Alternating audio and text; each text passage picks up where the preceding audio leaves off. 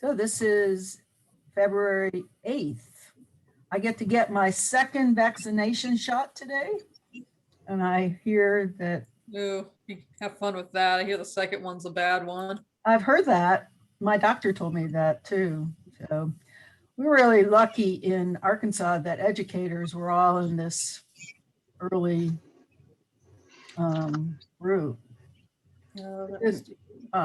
But the reason why they did that is because the governor really wants us all to get our students back on campus or, to normal life, both higher ed and K-12. So, I don't know. I've been enjoying this. People aren't in my space. I can justify being by myself. It's awesome. I love it. I can continue being Hermit the Frog, and it's not really judgmental at this point because, COVID. I feel a lot that way. Anybody else? Yeah, most definitely. Sometimes like on the weekends, I used to feel like obligated to go out and have a good time. And now I can just stay home and work. But I do have a problem of being too sedentary, so I have to try to make myself move around more.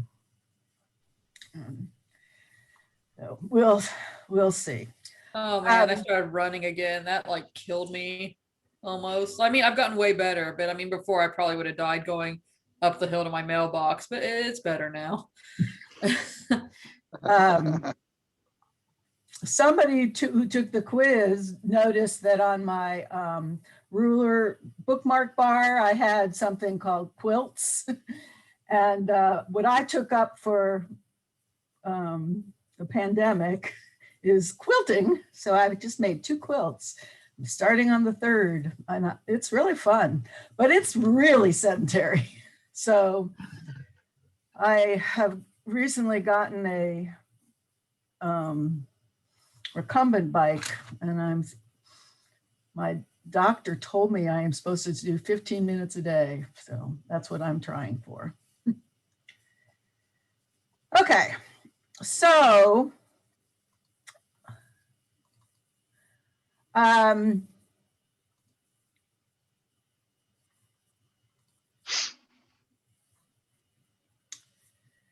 let me make sure everybody knows where we are in our schedule.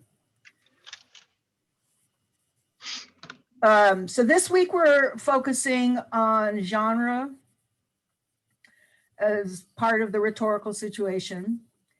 And your assignment for Wednesday is to do a second blog entry on your opinion piece, and I'll go show you that in a second. Additionally, what's going to happen this week is that you will have a quiz. It will be available on Thursday through Sunday. And it's an open book quiz, and it focuses on the material in the textbook. And it just encourages you to try to make sure you understand key terms, and also think about the application. So it's structured with sort of easy questions, and at the end will be a couple essay type questions. And it's not set up with a timer or anything. But you can only post on it once, so don't close it out and submit until you're done. And then the reading materials are mostly on genre, and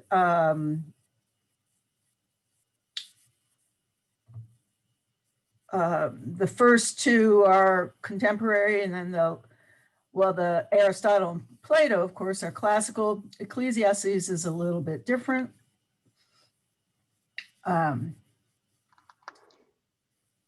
Any questions just where we are? And I guess I should scroll on. So notice that my schedule turns green next week. So that means we're shifting focus, and we will shift to chapter 3 in rhetorical analysis. And that is the chapter called argumentation. And there is a lot of different types of ways of thinking about logical argument in there. And we won't actually be able to cover them all. But that's what that focus will be on. And let's see, I wanted to show you. So in the course,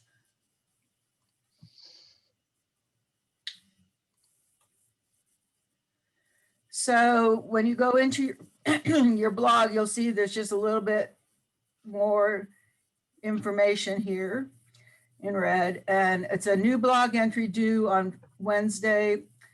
And what I want you to do is decide on the rhetorical situation and the genre that would be best for your opinion piece, and start revising for the rhetorical situation and genre you decide on.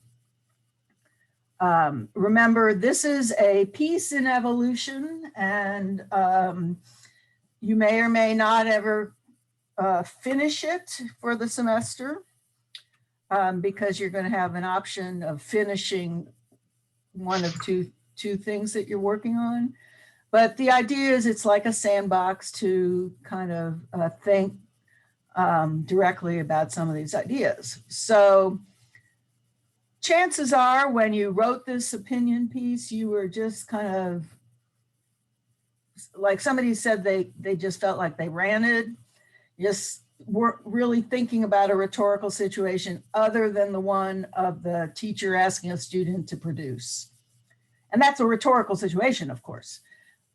But there are many other rhetorical situations in the universe. And so what I'm asking you to do is, decide, imagine you can imagine yourself, as a editorial for the Washington Post, if you want, and, pretend that you're writing an editorial for the Washington Post. Or you can decide that you're going to be a famous blogger on a topic, and you can create a blog entry. Or last semester I had a student who actually created one of those linked Twitter things, and somebody else did an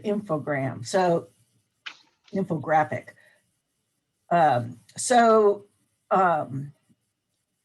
It does not have to be straight text-based argument like you would for a class. In fact, it probably shouldn't. I asked you originally to do it in, to start composing this in Google Docs, and then you can cut and paste, or you can just link to the Google Doc. And I would encourage you to continue working in the same Google Doc. Don't create a new one, because with Google Docs, you can look at the versions. And I think that it will be an important thing. I forgot to put this in here. I'm going to ask you all to look at least some of everybody else's blog posts and help them in thinking about it. So I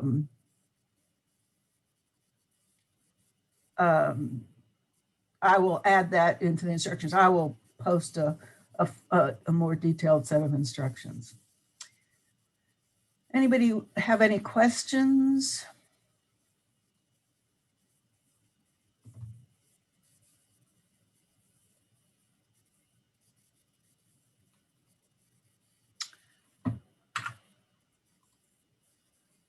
Are you all, oh, hi, Aaliyah. Are you healthy now?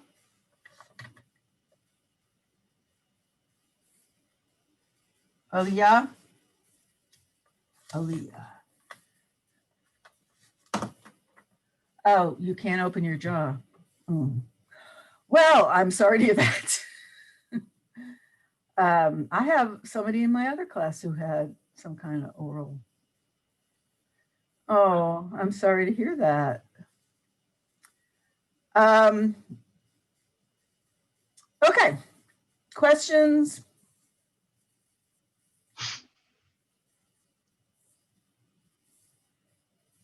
Thinking about rhetoric all weekend? Yeah. Did anybody watch the Super Bowl and watch the ads? Yeah.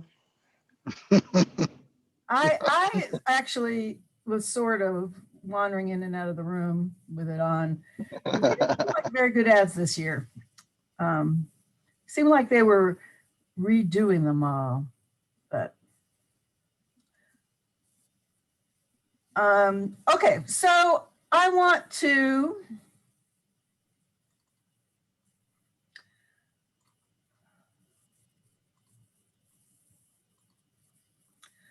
talk about genre, but first I want to talk a little bit more about Kairos. This quiz idea, now most of you aren't doing the quiz, but those of you who are, I have, it's an interesting kind of thing. I'm trying to encourage everybody who does this quiz to actually, write a little bit of depth about whatever the topic is so that you can actually think these things through. I'm also finding it really useful to hear about what people are not clear about. So several people have said they're not really sure about what Kairos means yet, and which is not surprising since it's kind of a complex idea and it's new. I just wanted to just kind of reiterate a little bit that this idea that the Greeks had two different words for time. One was chronos and one was kairos. And chronos is more like ordinary time, linear time, sort of time that follows the Greenwich clock that, just keeps going ahead. Kairos is, in terms of a rhetorical concept, has to do with not just time, but timing, and not just sort of a linear time where every second equals the length of every other second, but the way in which we experience time, and so that we can talk about moments which we pay attention to and notice, as opposed to seconds that just kind of keep going second by second by second. It's kind of like the difference between house and home. So, a house is just this building, and then a home conveys a whole set of expectations and presuppositions, to pick up on a word I talked about earlier.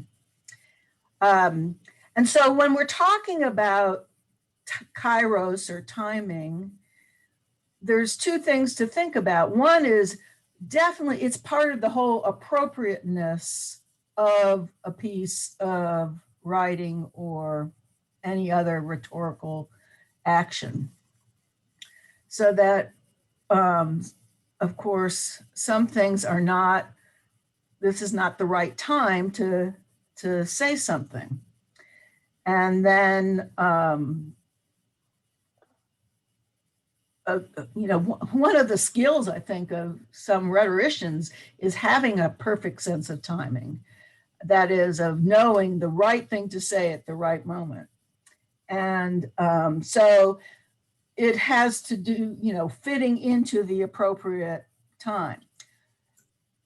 The other kind of sense of timing or possibility about Kairos is that you make it the right time. So it's not just you trying to fit into the time, but you using your rhetoric to shape the time, to make what you believe people need at that moment. And I mean, I suppose we could say the incident with George Floyd, that action became a rhetorical act, although he didn't intend it as a rhetorical act and the police didn't intend it as a rhetorical act. But it became a rhetorical act that I don't think we would talk about it as appropriate, but rather just kind of something that was triggered by the time. So this weekend, I happened to hear this podcast about Whitney Houston having sung the national anthem 30 years ago at the 1991 Super Bowl. I can't believe it's that long ago. And you can tell this podcast, it's on NPR. It's been a minute already, gives you a sense that time, they're interested in time. But it's a podcast about popular culture. And when we talk about popular culture, we're always talking about Kairos, because popular culture is popular for the moment. And thinking about anything in popular culture, you've got to think about, what's going on at that moment. Why does this become popular at that moment and not at some other moment? So the little intro says, why does Whitney Houston's 1991 Super Bowl national anthem still resonate 30 years later? Sam chats, he's the narrator or interviewer, with author and Black Girl Songbook host Danielle Smith about that moment of Black history and what it says about race, patriotism, and pop culture. So that moment of Black history. Smith wrote about the significance of that national anthem performance back in 2016 for ESPN. So we're just going to listen to a few minutes. This is a over 24-minute listen.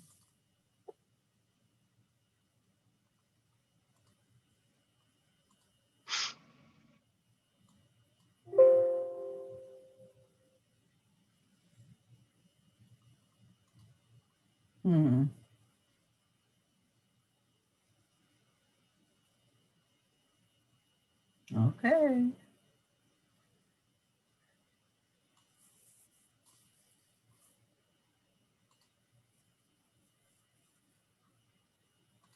What was the national mood then? I mean, to be honest, the national mood was everybody was kind of shook. That is Danielle Smith, and she's talking about the national mood in the run-up to the Super Bowl. Not this weekend Super Bowl, but another one, also in Tampa, 30 years ago, in January 1991. It was a different time. I mean, besides the fact that there was no social media yet or anything like that, there hadn't been these huge terrorist events like the Twin Towers going down in Manhattan, the Boston Marathon, those kind of things hadn't happened yet. We didn't really have a lot of familiarity with walking through metal detectors and things like that to go into ball games of any kind. America had just entered the first Gulf War 10 days before. People were scared. And the game, Super Bowl 25, it became this visual symbol of America's emerging modern security state. There was a lot of thought at that time that the Super Bowl was a soft target. Oh, wow. Because, there would be so many people there. And I believe at that time there were 1,700 individual security personnel on site. It's one of the first times they put up barricades around the stadium.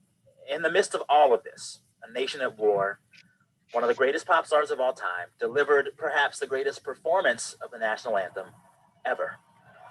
And now to honor America, especially the brave men and women serving our nation in the Persian Gulf and throughout the world, please join in the singing of our national anthem. The anthem will be followed. Whitney Houston.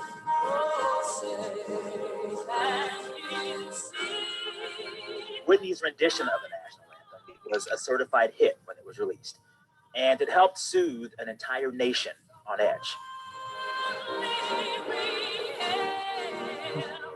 In the aftermath of 9/11, Whitney's version of the national anthem became a hit again.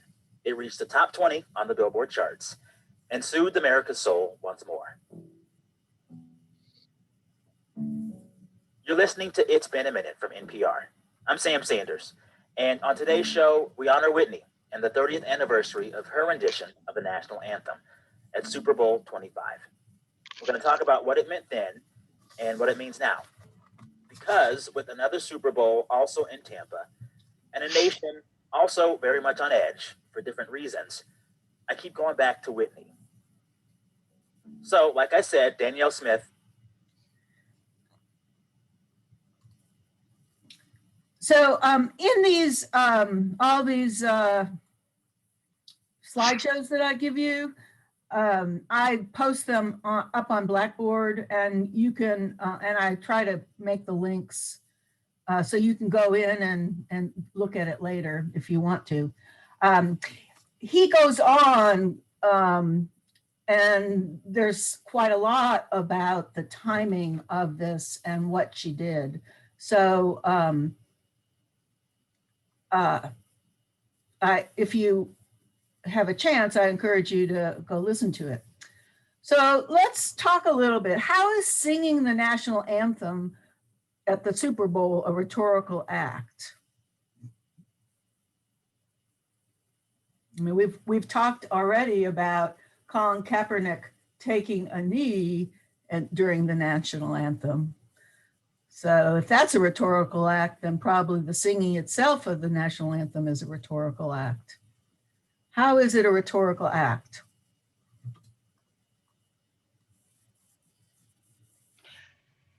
It evokes our common humanity in a way, and things we have in common. Okay, things we have in common.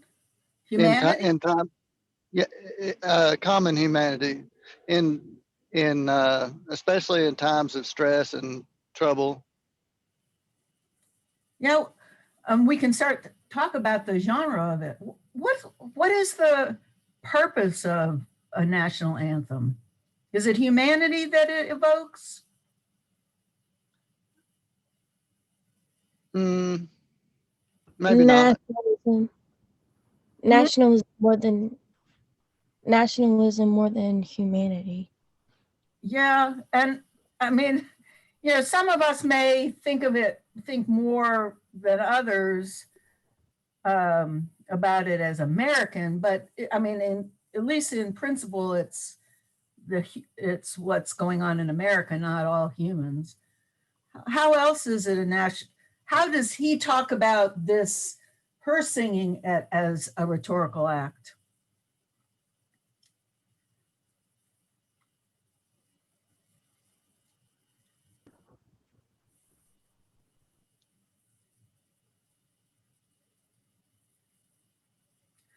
What was the effect on the audience, he said? Does anybody remember?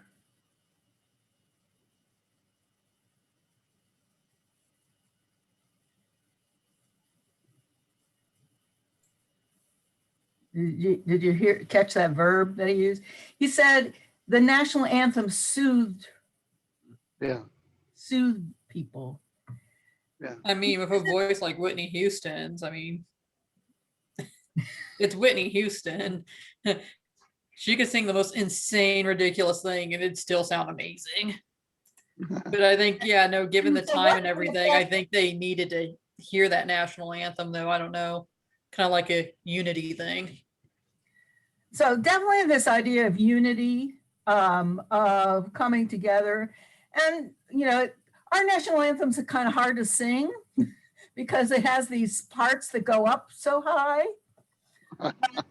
The fact that they go up so high kind of makes it sort of inspiring, so that when you hear somebody sing it well, then, you know, it just kind of uplifts you in some way. So what is he saying is the kairos of her rhetoric, the timing of her rhetoric?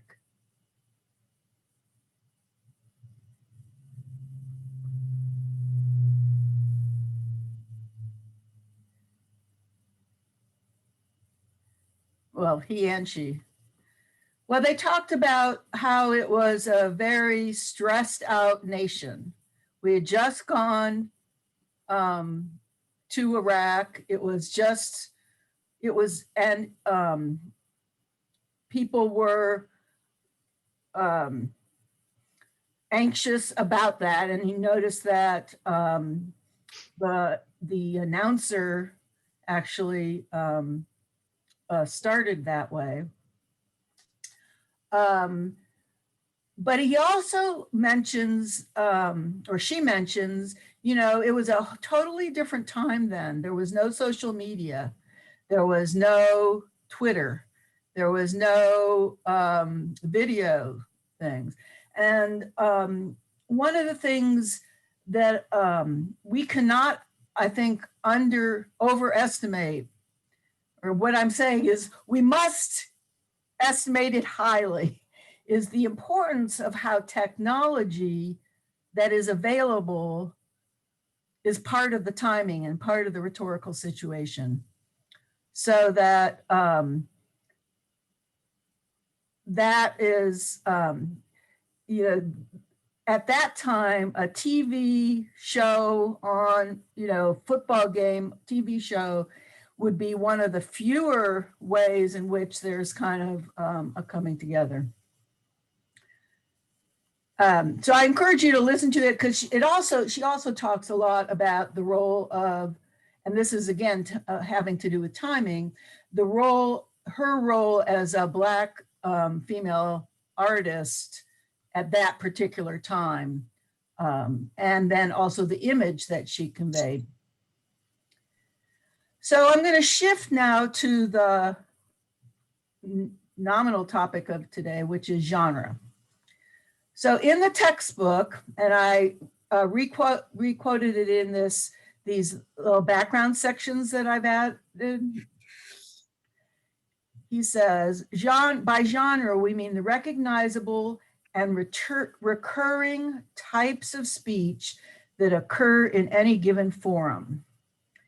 And sometimes when people start thinking about rhetorical genres, they get a little confused because they think of genre in terms of writing as things like novel or fiction, prose, poetry, drama. But in fact, I think genre is extremely useful when talking about any kind of written or oral communication. And I want to emphasize a couple of the words in this definition. And this is all based on work by a rhetorician named Carolyn Miller. A genre is a recognizable thing. So that is, if we have a genre of something, more than one person would be likely to say this is the genre. Now we know all about genres when we talk about fiction or movies. So there's adventure, there's romance, there's fantasy, and people would recognize something that it fits a particular genre.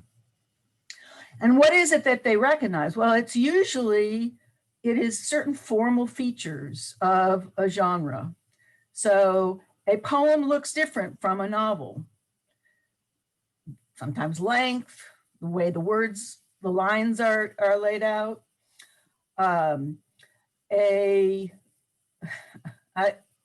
think I've mentioned I watch too much Korean drama TV shows. They're so good though. Yeah, who said that? It was me. They're so good. I love them. They're too. Keep watching them. Just keep watching them. They're absorbing. They're a different kind of over the top compared to telenovelas where, man, no one gets a happy ending in a telenovela. They really don't. Talking about like the Mexican genre. Yes. Yes. Every single telenovela, someone either dies, somebody's grandmother or grandfather gets sick, or somebody's put on the street, or somebody's like joined the cartel to support their family. Yes, And exactly. I'm like, where did this come from? Why? So in a telenovela, that happens. In a K-drama, something bad happens where somebody dies, or it goes the romantic route, and somebody's like, oh my gosh, this is my crush since high school, but he's the rich billionaire that has me and wants me, and then he's come back and he's like, oh my gosh, I've loved you since high school, but you never noticed me. You never noticed the signs. And then it just goes into her ending up with a billionaire and two kids. Happy. There's obviously recognizable types of speech in a genre. So there are themes in terms of content. There are formal features. There's a certain way, like when we're talking about these romantic TV shows, there's a certain way that music is used. We can also, of course, speaking of music, talk about different genres of music and talk, country, classical, et cetera, et cetera. That reminded me that one of the themes that they talked about with Whitney Houston was that she was a crossover. And in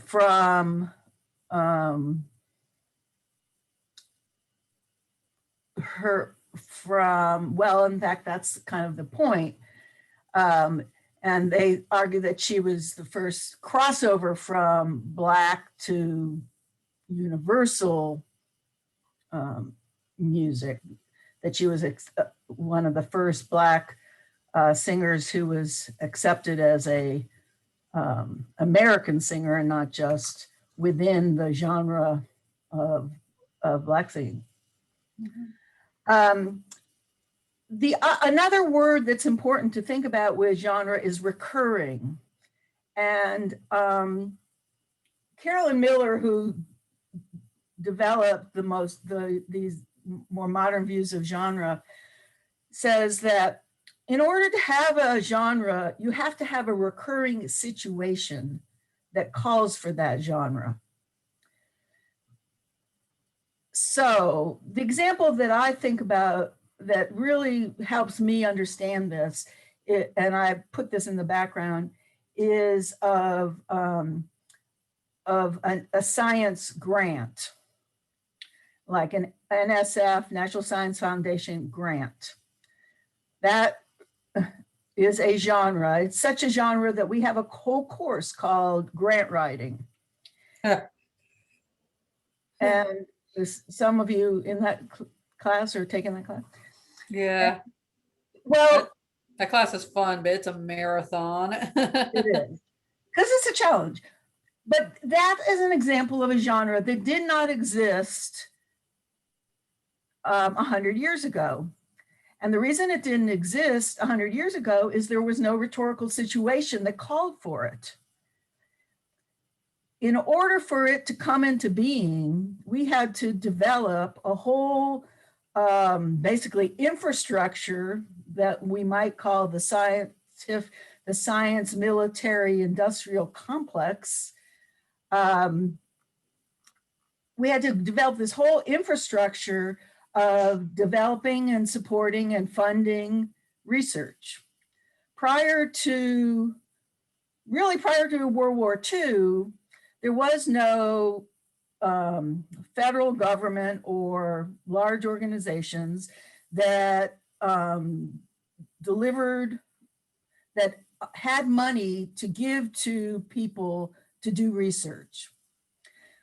As a country, we decided we needed to have that post-World War II because we needed to develop all the research that would keep us militarily strong. And of course, the development of the atom bomb was probably the first big development there.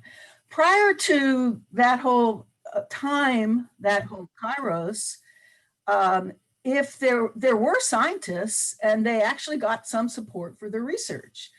But basically what they would have to do is either they would have to be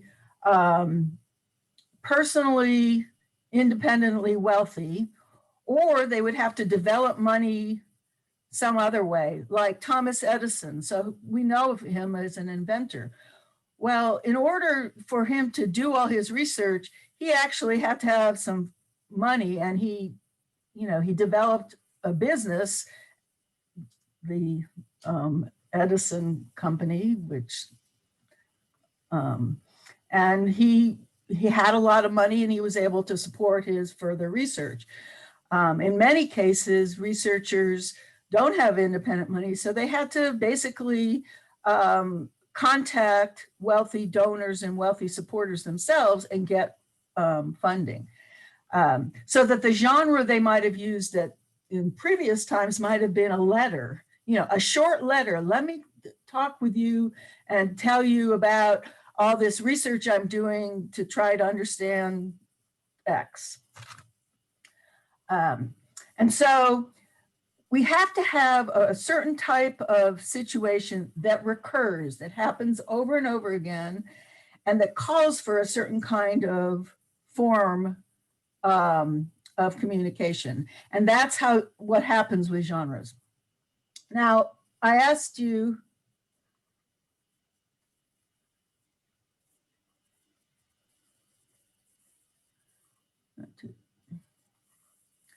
to read Aristotle's section about where he talks about genre.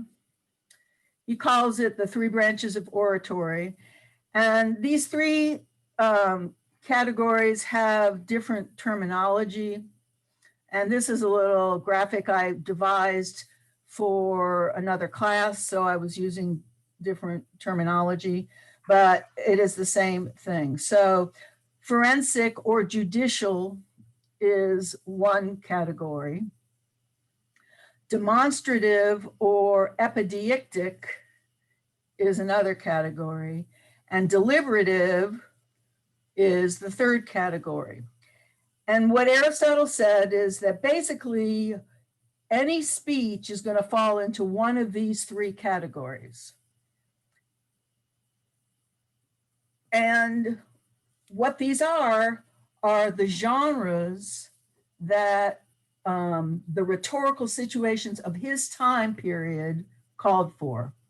So these were the three situations in which people had to use their speech ability. In legal settings, forensic. In deliberative settings, that is the senators together making decisions. And in public ceremonies where one is celebrating or castigating other people.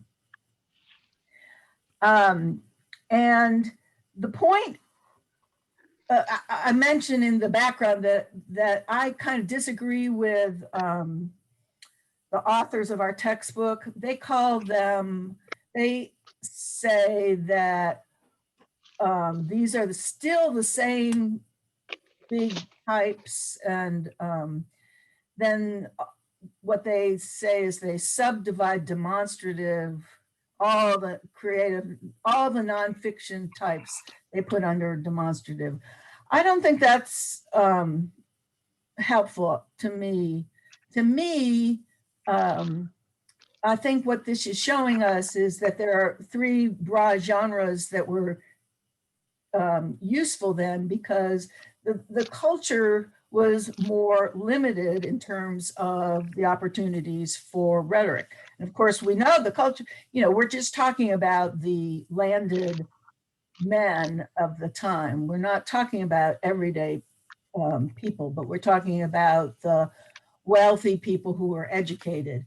And when they were educated in rhetoric, they were being taught to produce rhetoric of these three genres. They're still there. And I think in some ways the demonstrative or epideictic, a word that I really like, it is a really useful concept for thinking about what's going on when people are communicating. And I think an awful lot of the public communication is demonstrative. It's like showing off. It's not really trying to make a policy decision or solve a problem like in a legal situation. It's basically trying to express values to a population.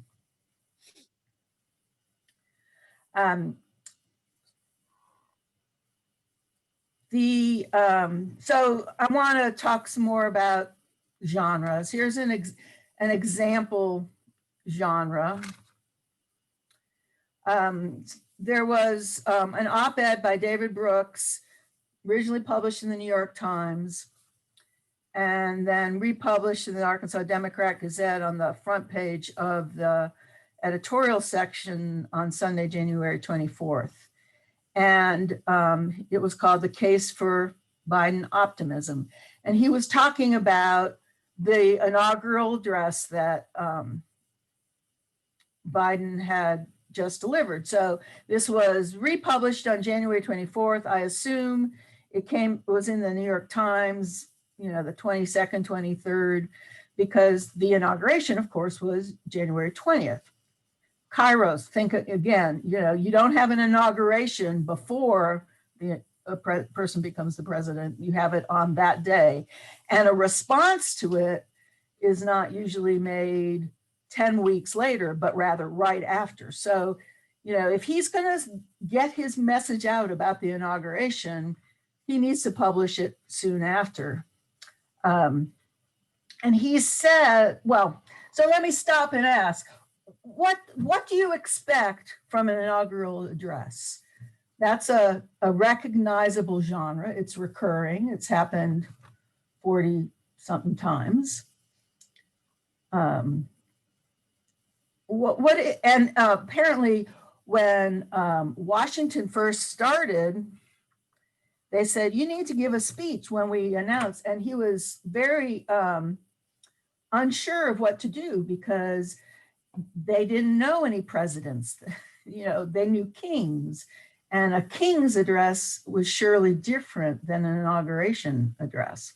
But what do you think you expect from an inaugural address?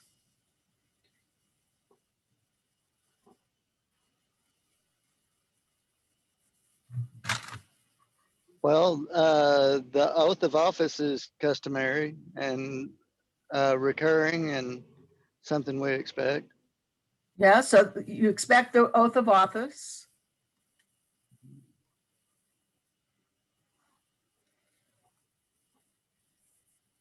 Usually there's entertainment. Before or after? After.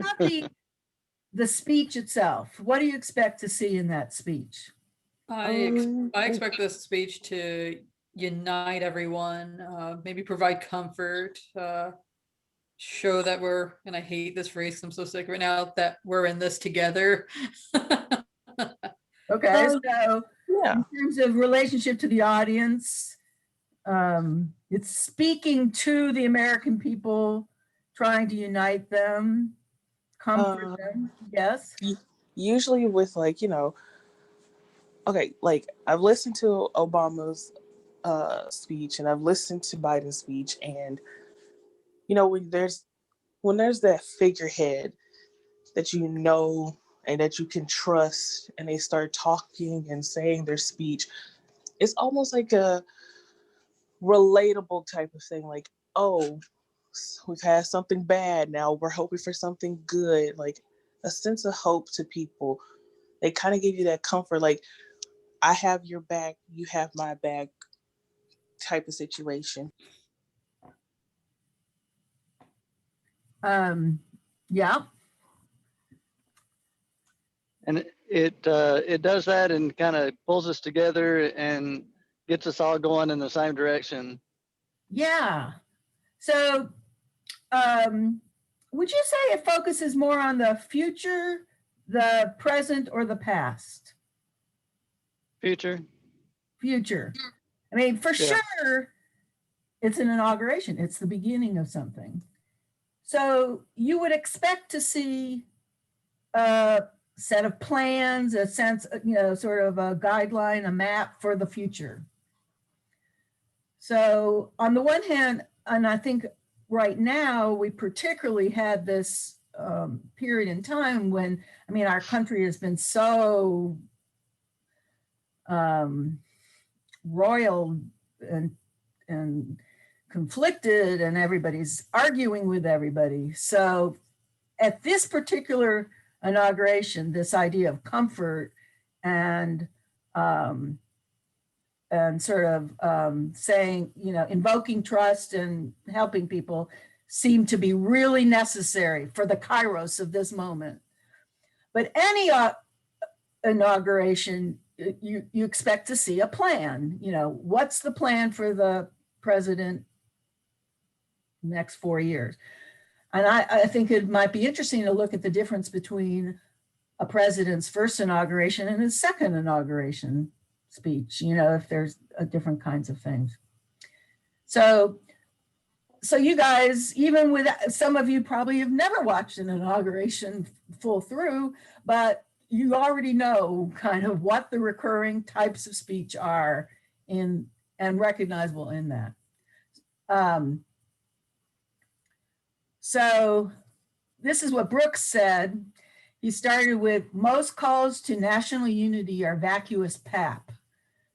They are unrealistic, kumbaya pleas to come together around nothing. But as Richard Hughes Gibson wrote this week in the Hedgehog Review, the best calls to national unity are arguments. They are aggressive calls to come together around a specific idea of America, a specific national project. And then further on, he said, enter Joe Biden, a man who is repelled by the ancient feudalism of the right and is outside the meritocratic feudalism of the left. Now notice this enter Joe Biden, that's kind of a timing word. So what Brooks has laid out was what the current divisions are in America of right versus left. And then he's saying, Biden is the man for the moment. Enter Joe Biden, a man who's repelled by the ancient feudalism of the right, outside the meritocratic feudalism of left. Here is a Truman-like figure whose inaugural address was spoken in the plain words and with the plain values of Main Street. And at the end, he said, I was shocked by how moved I was by the Biden inaugural. Let me stop. Do you guys know who David Brooks is? David Brooks is a long-time editorialist, works for the New York Times, but he's syndicated, so everybody sees him a lot. He is Republican. He is very much a centrist Republican. He was not a supporter of Trump. I was shocked by how moved I was by the Biden inaugural. We've been through an emotional hailstorm over 4 years. Suddenly, the sky is cleared. It's possible America may emerge from this trauma more transformed than we can imagine. So, I mean, at its best, that's what I would expect an inauguration would do. That is, it is a moving kind of thing to sort of inspire everybody and get, no matter who we're talking about for president, there has been a conflict before because there's been an election and some people supported candidate X and some people supported candidate Y. And so this idea of moving forward together is really important. I showed you this, I think, maybe.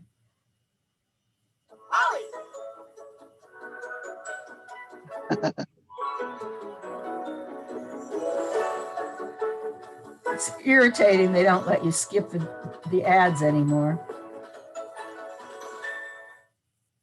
I do solemnly swear that I will faithfully execute the office of the President of the United States.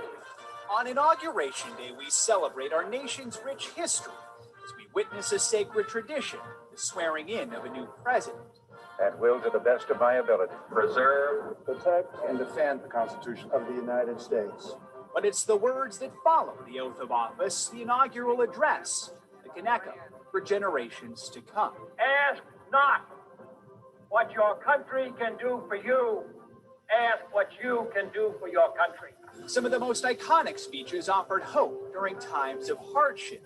The only thing we have to fear is fear itself. Government is not the solution to our problem. Government is the problem. Rather than policy, focused on principles. All are equal, all are free, and all deserve a chance to pursue their full measure of happiness. We must adjust to changing times and still hold to unchanging principles. Americans are generous and strong and decent not because we believe in ourselves, but because we hold beliefs beyond ourselves. To make kinder the face of the nation and gentler the face of the world. There is nothing wrong with America that cannot be cured by what is right with America. The speech sets the tone for the incoming administration, often with encouragement and a call to action. We must act today in order to preserve tomorrow. This is our summons to greatness. I believe the American people are ready to answer this call. We did not turn back, nor did we falter. And with eyes fixed on the horizon and God's grace upon us, we carried forth that great gift of freedom. No matter the party or the president, every inaugural address shares one common theme. May we know unity without conformity. The desire to unite us. When America is united, America is totally unstoppable. We need each other, and we must care for one another. We cannot learn from one another until we stop shouting at one another. We as a society must rise up united.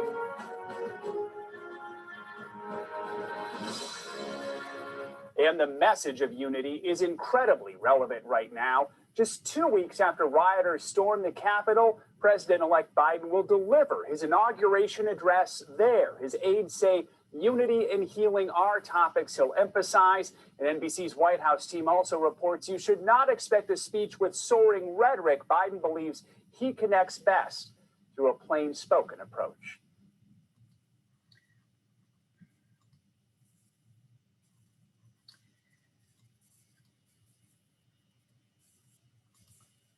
So you can see that one of the things that you see in any inaugural address is this desire to inspire. And often you can hear it when in those little clips, ask not what you can do for your country, but what your country can do for you, or there is nothing wrong with America that what is right with America cannot fix. There's this, there's a way of talking that's different in an inauguration speech. If a person started talking that way in a different context, you would be really shocked, and it would be kind of weird. And that's, of course, the point that was being brought up in this piece I had you read about genres. This is from an online textbook about writing. So there's Noor and Amour, and they're in a long distance relationship, and one person is breaking up. And what genre of writing should Noor use to break up with Amour? And the quiz gives you Instagram post, handwritten letter, scientific report, email, text, business memo, and tweet. And it's pretty easy to know that you should probably not do a scientific report or a business memo, but it's also pretty true that you probably should not do an Instagram, a text, or a tweet. And in fact, there's a whole meme of breakup by tweet, isn't there? Or a breakup by text, I think, out there. So we all know that that's not the appropriate genre for breaking up. I'm not sure there is a written genre for breaking up, but if you have to have a written genre, which one would it be?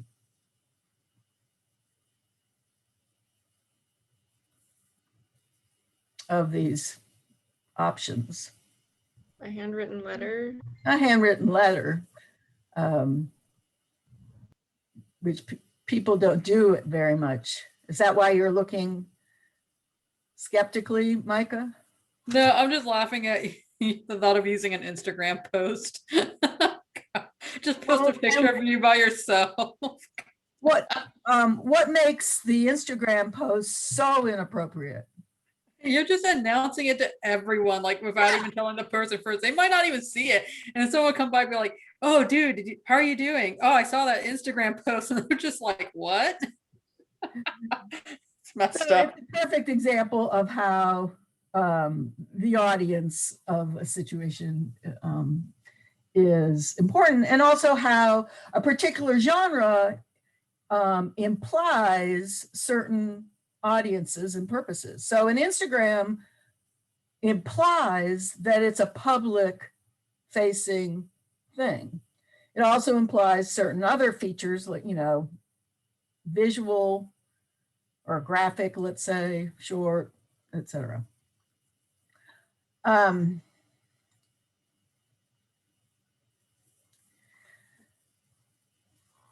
of the things to think about genres is that they are often created.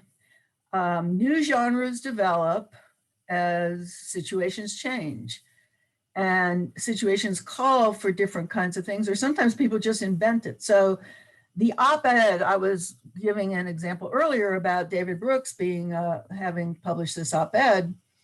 An op-ed is a genre that was invented about 50 years ago.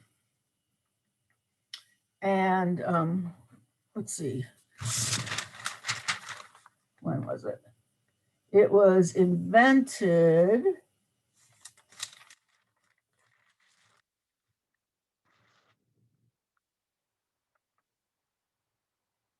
$50 years ago. What was the first time they had it? I forgot to look it up.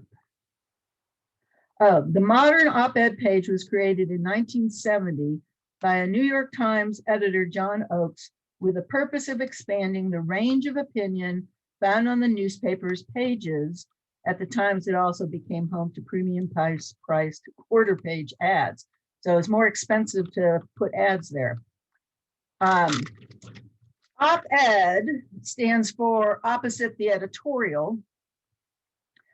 So I don't know how many of you actually read print newspapers anymore, but print newspapers, in American newspapers in the 20th century and now 21st, definitely try to separate out the news from the opinion.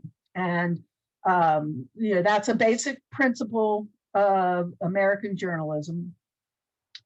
And American newspapers usually have editorial pages or sections. In the Arkansas Democrat-Gazette, it is the editorial pages, except for Sunday, is in the Arkansas section, and it's the end of the Arkansas section. On the left of the last two pages usually are the organized editorials by the editorial board of the Democrat Gazette. And then Right next to it are the op-eds. And then on the right side are columns and other kinds of op-eds. And then, of course, letters to the editor. By the way, you can, if you write to letters to the editor at the Arkansas Democrat Gazette, you can usually get published. So if you're looking for an outlet for publishing. Well, anyway, in 1970, this guy developed it, and basically he invited other people from other newspapers, other venues across the country to post their opinions. And they were called op-eds because they were opposite their editorials. And a lot of times they were expressed different and various viewpoints. And as time has gone on, a lot of these editorial writers have become franchised or syndicated, so that, like the Arkansas Democrat Gazette regularly publishes editorials by David Brooks, which in his in the New York Times, it may be an editorial, but for us, it's an op-ed. So the op-ed itself is a genre, and on the same day as the article about that David Brooks did about the inauguration, they published an op-ed by Paul Farhi, which was originally written for the Washington Post. And it was about this op-ed that this guy Epstein had written about Jill Biden using her doctor title. And he had written, have people heard of this incident? So Yes. he wrote in this editorial, or this op-ed, that that he thought she shouldn't use her doctor title now that she's become First Lady. And it was a pretty awful. I'll share it with you somehow so you can read it.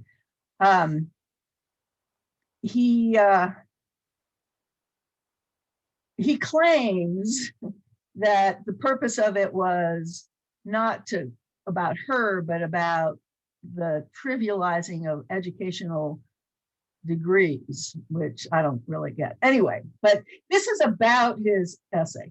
The reaction to Epstein's essay says much about his message, but it also says a few things about the form it came in, the form of the op-ed. The uproar was another indication that op-eds, guest columns published on the page opposite a newspaper's own editorials, hence op-ed, still retain their power to provoke and outrage 50 years after the New York Times introduced a daily page devoted to them. In fact, in an age in which opinion is abundant, check your Twitter or Facebook feed, some of the most controversial articles of recent vintage have been newspaper op-eds. And actually, to go back to my 3 branches of oratory that Aristotle talked about, one of them is demonstrative or epideictic. And I think this idea of publishing something just to get people to talk about it, it doesn't matter so much whether he believes it or not, but just to sort of provoke outrage and get people all riled up is an example of epideictic rhetoric. And I think that's kind of what he was doing, especially after he was criticized. He kept saying, that is, Epstein kept saying, oh, that's not what I meant at all. So here is an example shifting to a different genre.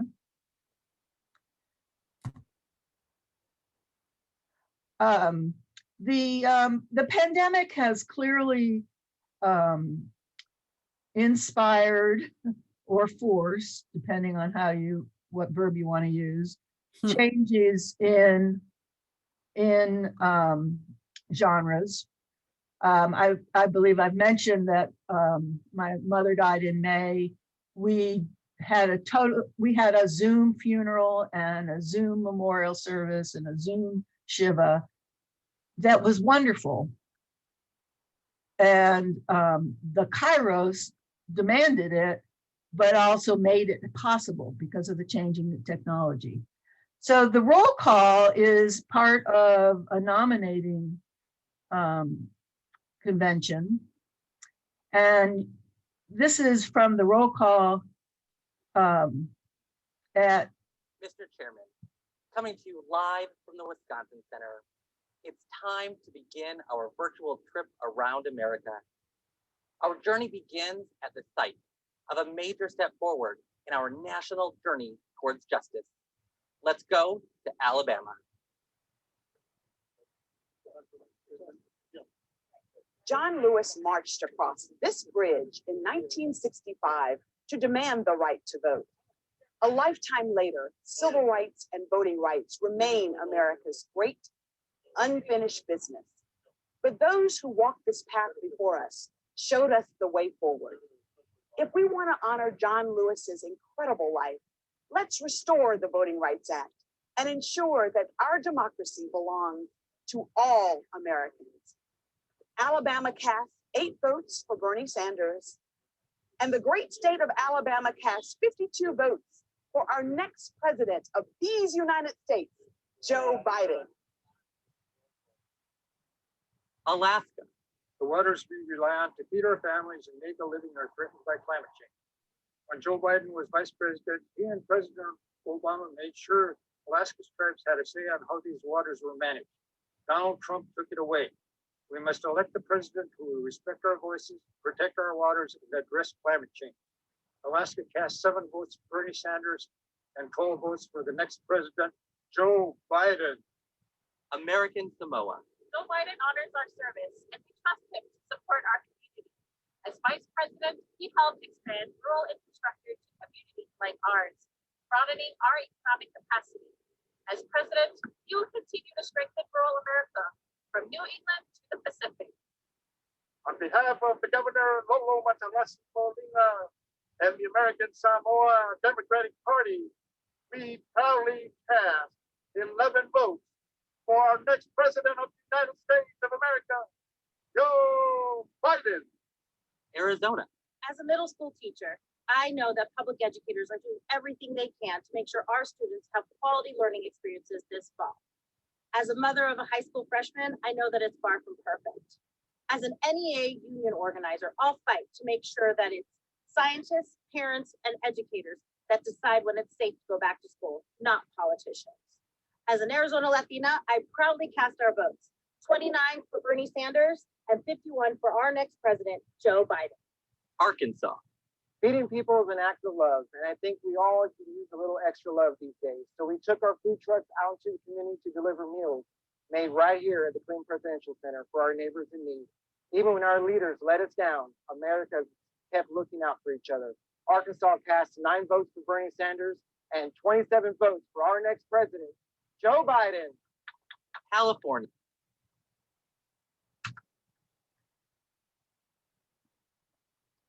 So it's a good thing that Arkansas is early in the alphabet, so we didn't have to go all the way through. I just wanted to make sure you'd at least seen the one for Arkansas, and I encourage you to watch all the others. So in the old days, what happened at the roll call is, it's at a big convention center. It's a very loud place, and the delegates from each state are clumped into some area, and they all have signs, and they're all screaming and yelling, and they might put up balloons and whatever. And they go through all the states, and everybody announces the number of votes. The pandemic didn't allow that to happen, and instead we have this wonderful rhetorical event, a totally changed genre of the roll call, where instead of everybody basically looking the same in this convention hall, all wearing red, white, and blue, and posting signs and wearing silly hats, we get to see a visual of every single of each state. And just the 4 that we just saw, it was remarkable how different each one of them was. And then they clearly, I'm not sure how it came about, but they decided they would each kind of make a statement of some kind about their values and of what they wanted to do. And so we saw how the kairos, the historical situation, all the things that are there, and the technology that enables it led to a changed genre of the roll call.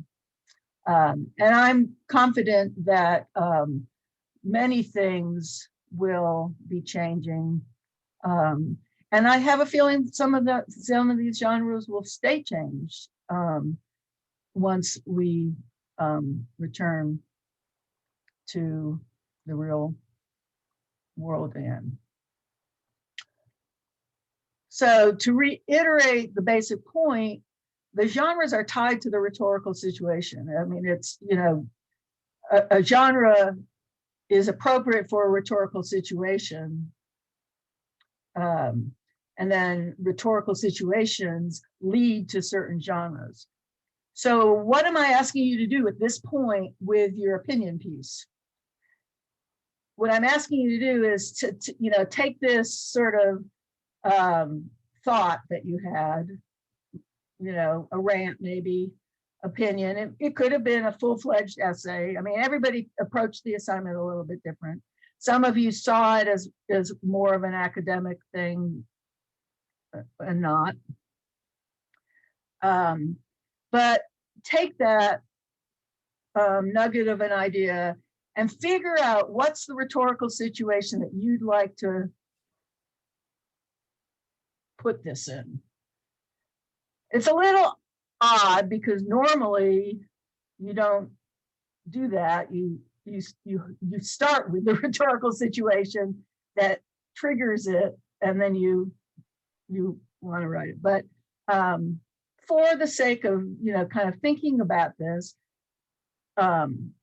think about what's the rhetorical situation and what genre you would like to put it in. And in many cases, the genre will be the first thing to think about. Like, do you want to do this as an opinion piece that might be published in some newspaper or online venue or whatever?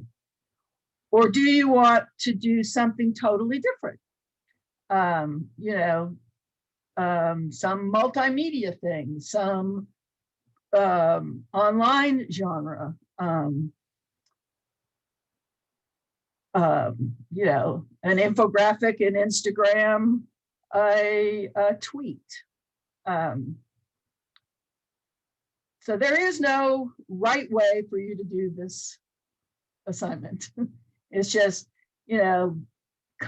be creative about, what would be the appropriate way in which you could convey this to whatever audience it would be appropriate for you to convey this to. Okay, I will stop there. Questions? I was hoping not to talk quite as long and give you a chance to brainstorm a little about it.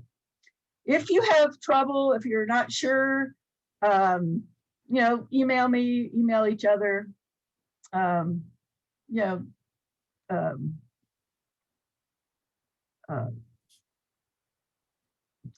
fret.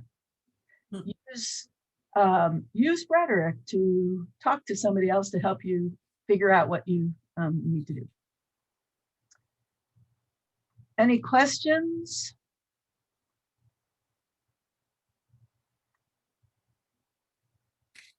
No.